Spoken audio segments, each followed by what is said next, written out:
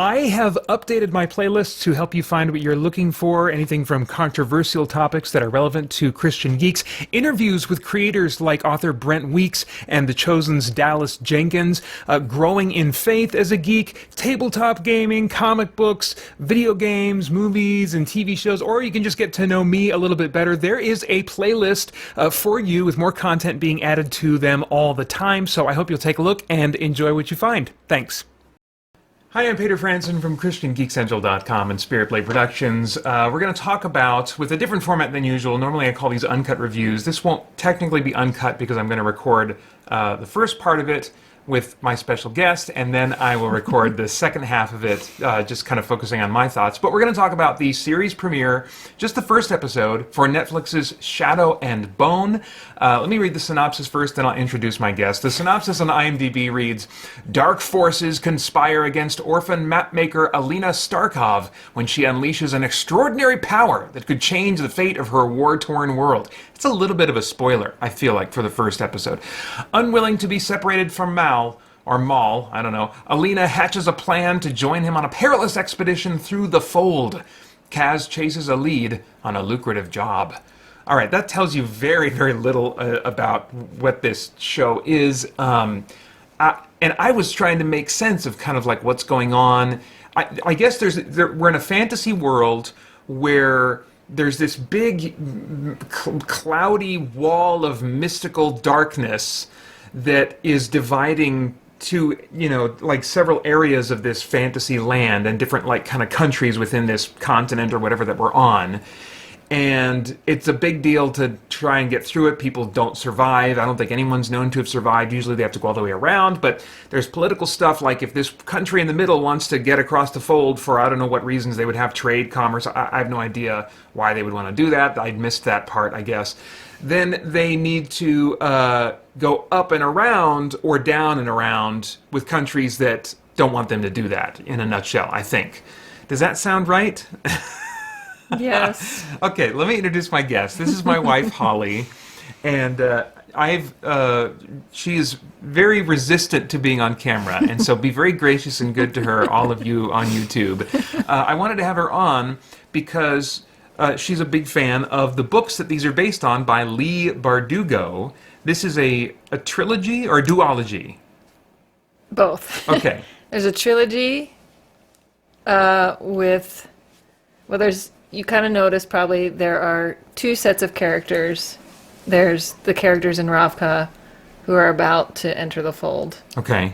Who are talking about the Fold. And then there's this other set, Kaz Brecker and his small group of people. Was Kaz the guy with the walking stick? Mm-hmm. Okay. It's kind of like the wannabe mob boss or something. They're in Ketterdam, different country. And that's on the western side of the Fold.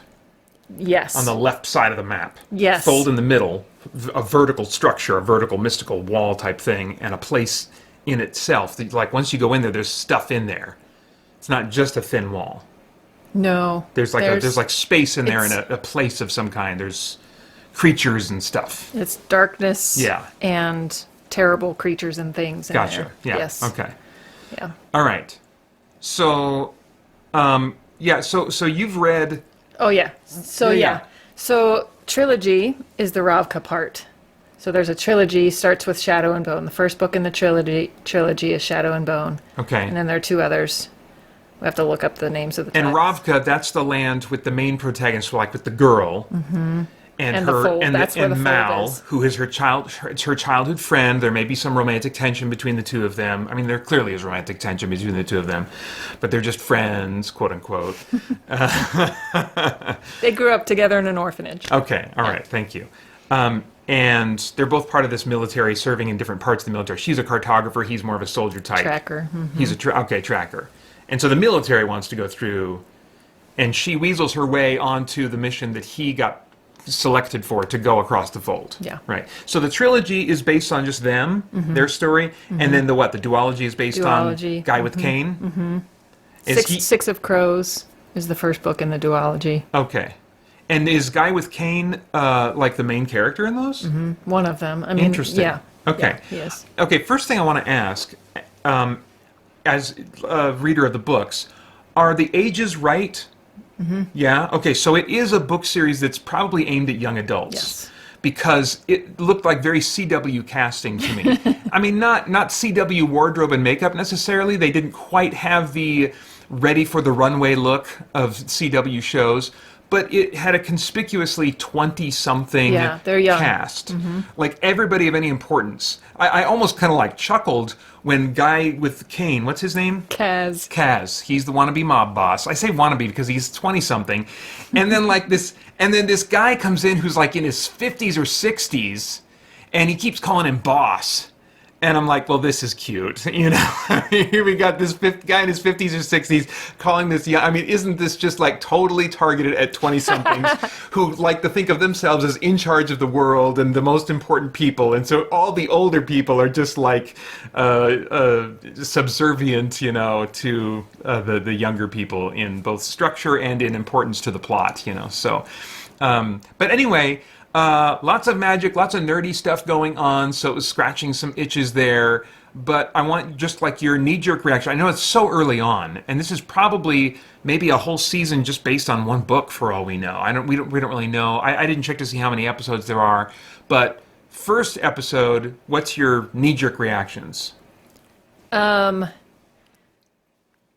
I loved just seeing the world come to life. Sure. Because you read a book and you imagine what this world is like and these characters. And so just seeing it on the screen is really cool. Does it look like a valid interpretation of the text? Yes. Okay, that's Yeah. cool. Yeah, That's cool. I think so. Anyway, definitely in the books you get kind of a Eastern European or Russian kind of vibe. It's interesting they all had British accents, though. Yes. Did that surprise you, or like? Not with like today's casting. Like Okay. I feel like that's kind of done a lot. Okay. No matter where people are, Okay. sometimes. Yeah, I would have loved Russian accents. I know. I think that Oh. would be cool too. But Okay. yes, yeah. So not surprising, but a little bit kind of like, well, I wish, but oh well. Yeah. That's what they do these days. Yeah. With it's the British branch of the CW.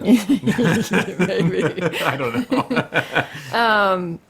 And so yes, and then Ketterdam, where Kaz and his gang is, kind of more of this like seedy kind of inner city vibe, I guess, and with rundown places, gambling, and gaming halls and brothels and that kind of thing going on. So Am I right that like for much of that episode it was a non-linear structure? Yeah. Like we were not chronologically all synced up, because at one point there was a guy, I'll try to speak vaguely, who came out the other side of the fold, and it seemed like that happened on the tail end of all that had been going on for the first 20 minutes of the show. So I felt like I mean, I they think- weren't synced up. Like stuff going on in Kaz and stuff going on with the main heroes yeah.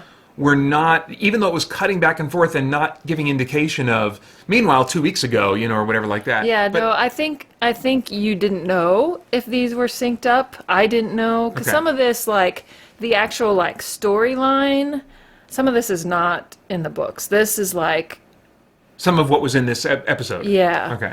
As far as I remember. It's been a while since I've read the books, so from what I remember, it's in keeping with what goes on in Ketterdam and what Kaz and his gang does, but we don't meet them in the books until way after all this stuff with the main character, like the Ravka Ravkan okay. people happen. So it seems like they might be. Does it look like by the end of this episode that like it's going to be a major departure from the books? Because, well, I guess only the one guy No. came through. You think that they could conceivably still have these two stories from these two different trilogies or books or whatever, like series, being told? Yeah, I don't know what they're going to do with Okay. Kaz and his Okay. group. So yeah, that's kind of like, let's see what happens. Like, Yeah. I feel like as far as their characters go and what they could be doing at this time, yeah, Okay. this is plausible. So you're saying the stuff with Kaz specifically Yes. is not what we don't know anything about that, what's going on in the books, from the books. Okay, Yeah. okay. But the other stuff for sure. That's Gotcha. the beginning of the books. Gotcha. Shadow Okay. and Bone. Okay. Yes. So yeah. How did you feel about like the casting, both in terms of how they looked for the roles they were cast for in the books, and then also their performance style, how they presented the character or interpreted the character? Yeah, I think they were pretty good. I've seen some of the cast on Instagram, like through the author's feed and stuff. So I wasn't like surprised by any of the main characters and what they were going to look like, but I feel like they look like you knew from the pictures who they were and as far as how the actors are portraying them. I feel like so far, I'm not like they wouldn't do that. Okay. So, yeah, I think so far it's good. I feel like I want more of the show, like to have more answers. 'Cause Sure. it seems short and fast. These are so like just initial impressions. Yes. Hot off of having seen it. We didn't talk about it at all before I hit record. And it's just a 50-minute pilot, so yeah, we're definitely open to all the different places this show could go. Yeah. Yeah. I'm excited about it. I love seeing the world. I love seeing these characters, and I'm not like, feeling disappointed in any way. I'm kind of like, okay, Yeah. I see what's happening. Let's continue. So do you feel so far like it's getting the treatment it deserves in terms of they're respecting this by giving it money and quality in the production? You feel like that's kind of up to where you want it to be? Yeah, I think so. Yeah. Okay. Interesting. Cool. Do you... I do want to say, like, when you were at the beginning talking about just trying to do a recap of, I think this is what's happening, I do understand. I'm like, I totally know what's going on. I totally know what these places are, where they are. Yeah. I love maps. So there's a map in the book. And so, I know what's happening, but I can see how you didn't get this explained well enough, or you didn't pick up on that because it was so quick in there, so. Yeah, and there was, for a little bit, we didn't have subtitles on at the beginning. We decided to turn subtitles on because there were different flavors of accents that you're going to find in England. So there was Irish, there was Scottish, there was different flavors of English accents and stuff, and there wasn't enough consistency for me to, I think, settle into, okay, this is what this word sounds like, and so it wasn't until about maybe 8 to 10 minutes in, after already some probably pretty important exposition had been laid down, that we both were like, we should turn on subtitles probably. So admittedly, I may have missed some stuff at the beginning. But yeah, what do you love most about the books that you hope long term this series captures? Just the characters. I love the adventure that Kaz and his group go on, and their expertise in what each of them can do individually. So I love that about them. Kind of like Ocean's 11. Oh, okay. They each have their own little niche. Specialty. Yeah. Okay. So I love that about them. Okay. I look forward to that. Then I like a good heist story. Yeah. and the Ravkin people, they're like just I don't even know, just love seeing the characters. Their characters are so well fleshed out in the books, and all that they go through, especially the main character, just all that she goes through. I just love seeing it on the screen. Yeah. Yeah. Yeah, and I think that I know what the answer is to this, but you are the type of person that likes specifically reading fiction that's very character-driven, character-oriented, right? Mm-hmm. Yeah. And so that's kind of what you would be hoping for as the series goes forward, that it's not just tracking with the plot, but it's investing time in the characters and in their arc and their development and stuff like that. So. Yep. Cool. For sure. Okay, well, everybody say thank you in the comments to my wife. It took a little bit of persuading to get her to come on. A little bit. But you are off the hook. You can go now. Okay, thanks. Bye. Well, for those of you who watched the video version of this, I hope you enjoyed that very rare sighting of the near mythical, rarely seen Christian Geek Central unicorn that is my wife, Holly. Okay, so let me come back to my thoughts a little bit. As far as just what this animal felt like, I couldn't help but feel some of the CW-ness of it in its particular focus on 20-somethings, 30-somethings, I think were the oldest that we really saw in the main cast of the main ensemble cast.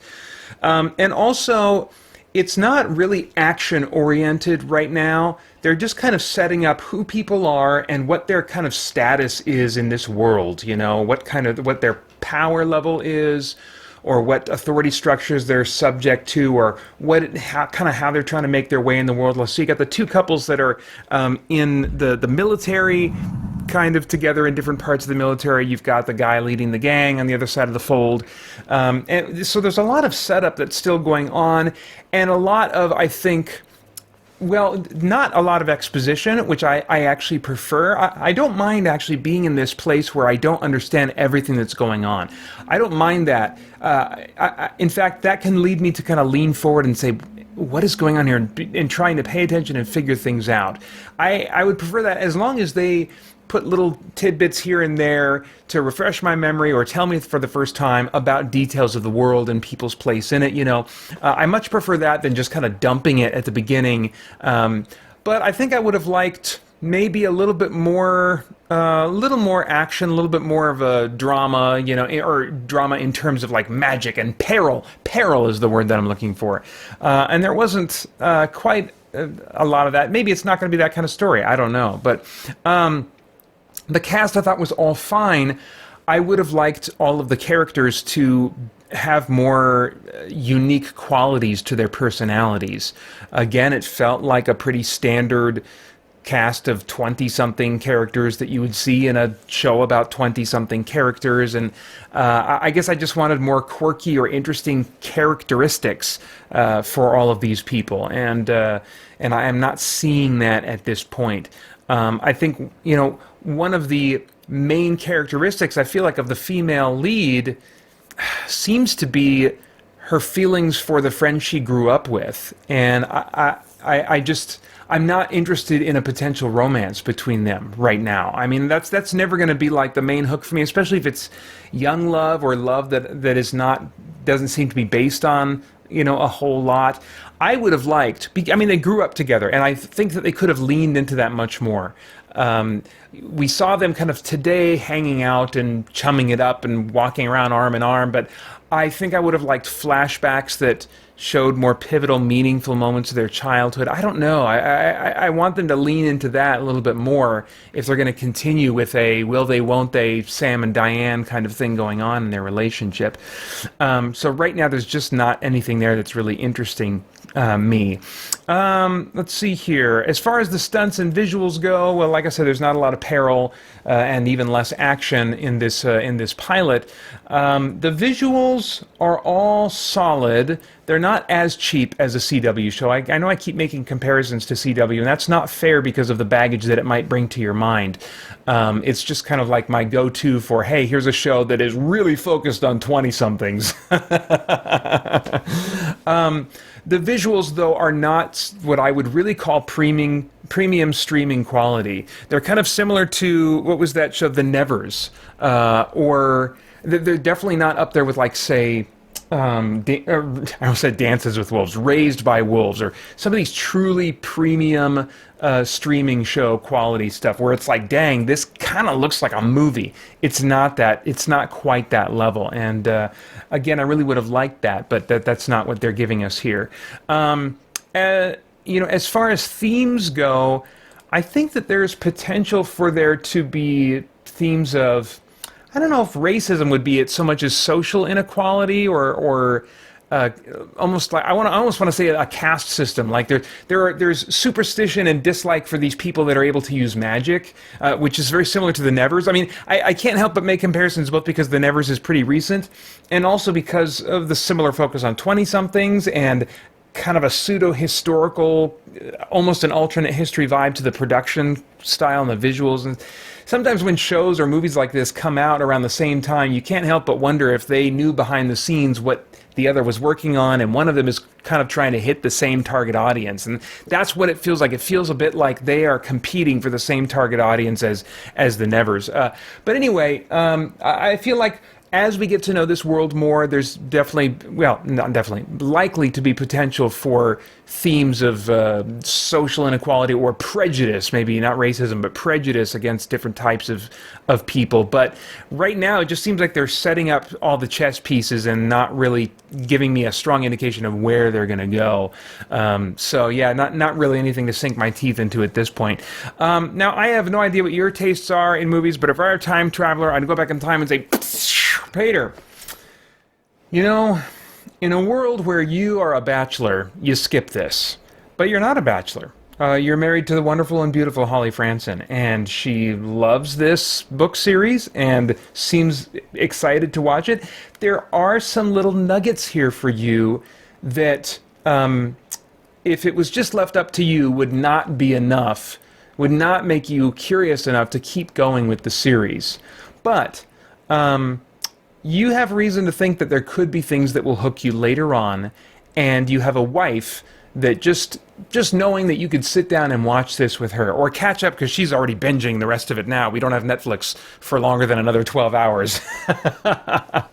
So she's going to get all she can out of this tonight. But at some point, catch up with her, watch some of these episodes with her. I can see this being a show that you would be totally fine with, just to have something that the two of you can do together that you'll both get some enjoyment out of. Because you will enjoy the geeky stuff. There's enough magic and stuff going on with, like, it's more elemental stuff. Like I'm a wind person, I'm a fire person, you know, and that's not really your thing as much as like making weird sigils in the sky and that D&D kind of component driven magic, you know, spell type stuff. That's more your thing, but you'll take this. It's still magic-y stuff, and there's dark mystical stuff going on, and you'll just kind of shrug at the very, what maybe end up being very superficial romantic stuff. I don't know. You know your wife, and she doesn't get really invested in superficial romance, and so there's good potential for some substance further in, and you have reasons in your particular case to go ahead and wait it out. But if it weren't for Holly, nah. All right, this one is rated TV-14 for, what did it say? Language, maybe violence. They threw nudity in there. I wonder if those were descriptors for the rating for the whole season, because I don't recall any nudity in this opening thing. And TV-14, I don't know how explicit the quote-unquote nudity would be. So anyway, imdb.com, a great resource for getting more specifics and blow-by-blow details of the content that's in something. So I would, as always, recommend that as a resource to you. Those are my thoughts. Would love to get yours in the comments below. Please like, share, subscribe, click that bell to stay connected. I want to thank the Spirit Blade Insiders for making this review and my wife's appearance possible. You can get info about the benefits of joining over at patreon.com/spiritbladeproductions. And then I hope you'll join us soon over at christiangeekcentral.com as we continue to geek out and seek the truth. Hey guys, thanks for tuning in. We've got a ton going on here at Spirit Blade Productions and Christian Geek Central, including our in-depth Bible study for geeks, movie, game, and other entertainment reviews or commentary, live streams, Christian geek news, original audio dramas, and tons more. And on top of all that, you can become a Spirit Blade insider with an influential voice and get access to exclusive content and rewards. It's your involvement as a patron that will keep all of this going and growing, so I want to thank you for your consideration in that. For more information, please check out our Patreon page through the link below at patreon.com/spiritbladeproductions. Thanks for listening.